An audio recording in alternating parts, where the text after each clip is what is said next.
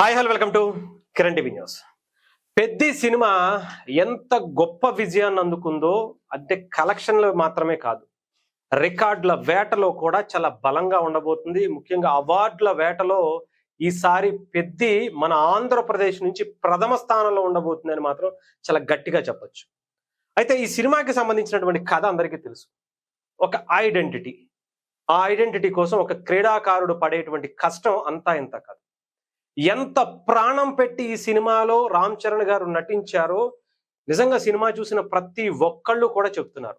కానీ కొంతమంది ఉంటారు కదా, కొల పిచ్చితోనో ఇంకొక పిచ్చితోనో ఆ కుటుంబం ఎదుగుతుంటే ఏదో ఒక రకంగా తొక్కాలనే వాళ్ళు ఉంటారు చూసారా.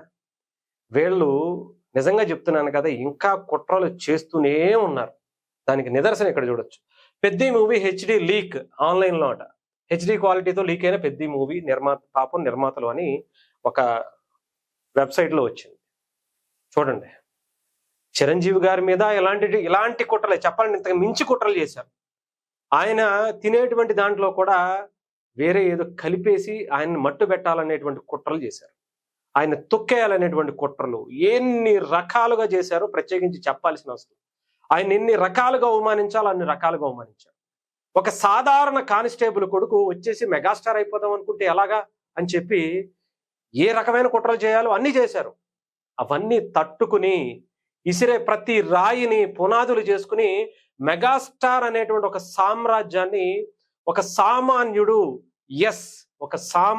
మెగాస్టార్ అవుతాడు, ఎవడాపుతాడు రండి అని ఆ రాళ్లనే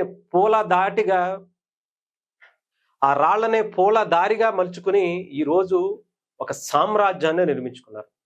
ఇప్పుడు రామ్ చరణ్ గారు కూడా అవే కష్టాలు, ఇంకా ఆయన మీద కూడా అవే కుట్రలు, పవన్ కళ్యాణ్ గారి మీద అవే కుట్రలు, చిరంజీవి గారి మీద అవే కుట్రలు, ఇప్పుడు రామ్ చరణ్ గారి మీద కూడా ఇవే కుట్రలు.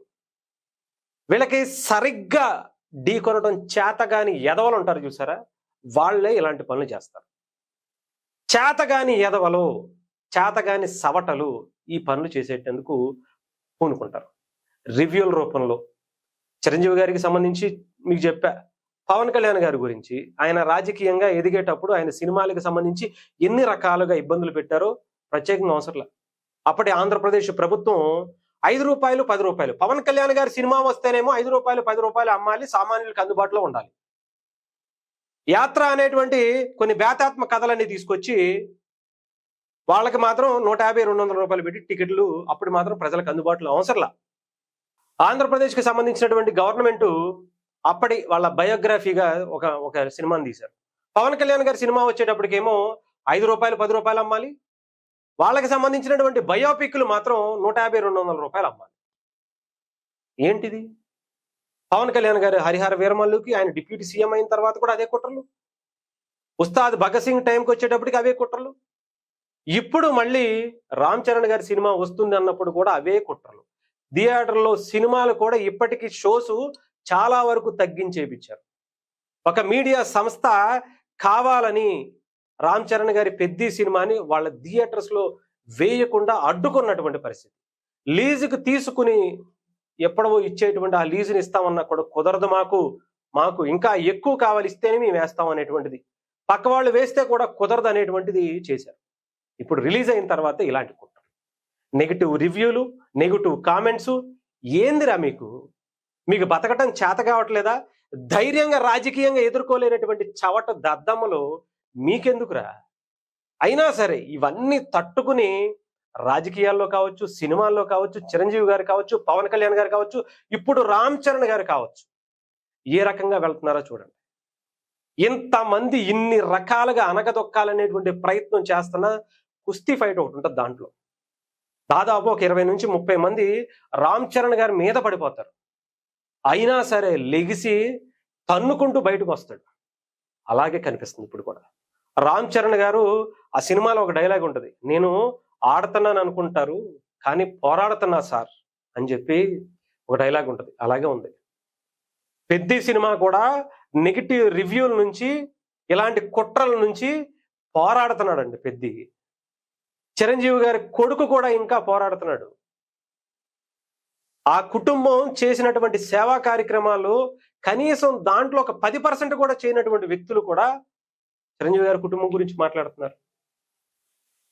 ఏం పాపం చేశాడు? బ్లడ్ బ్యాంక్ పెట్టడం తప్ప, ఐ బ్యాంక్ పెట్టడం తప్ప, ఆక్సిజన్ సిలిండర్లు ఇవ్వడం తప్ప, సినిమా ఇండస్ట్రీలో ఎంతో మంది కార్మికులను ఆదుకోవడం తప్ప, ఆంధ్రప్రదేశ్కి తెలంగాణకి ఏదైనా విపత్తు వస్తే మొట్టమొదటి చెయ్యిచ్చి ఆదుకోవడం తప్ప, దేశంలో ఏదైనా సరే ఏ విపత్తు వచ్చినా సరే ఆ కుటుంబం నుంచే మొట్టమొదటి చెయ్యి వస్తుంది. ఇప్పటికీ ప్రతి నెల కొన్ని లక్షల రూపాయలు పెన్షన్ల రూపంలో ఇంకొక రూపంలో ఎవరన్నా ఒక సినిమా చిన్న సినిమా హిట్ అయిందన్నా, పెద్ద సినిమా హిట్ అయిందన్నా, ఒకళ్ళు 10th క్లాస్ మంచి మార్కులు సాధించారన్నా, ఒక గొప్పగా ఎవరన్నా క్రీడాకారుడు ఎంపిక అయ్యాడన్నా, గొప్పగా అతను ఆడుతున్నాడన్నా, ఏదైనా సరే చదువుకోవటానికి కావచ్చు, డాక్టర్ అవటానికి కావచ్చు, ప్రయోజకుడు అవటానికి కావచ్చు, ఎన్ని విధాలుగా సహాయాలు చేస్తున్నారు వాళ్ళు. 77 సంవత్సరాల భారతదేశ చరిత్రలో చేయనటువంటిది పవన్ కళ్యాణ్ గారు 2 ఏళ్లలో చేసి చూపించారు. అయినా సరే ఇంకా పెద్ద మీద కుట్రలేదు. నిజంగా చెప్తున్నాను కదా, ఏం మనుషులు రా నాయన. మీకు చేత కాదా? ధైర్యంగా ఒక మంచి సినిమా తీసి మీకు హిట్ కొట్టడం రాదా?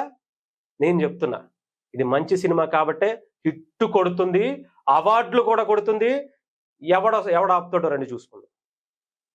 ఎవడాపుతాడో రండి.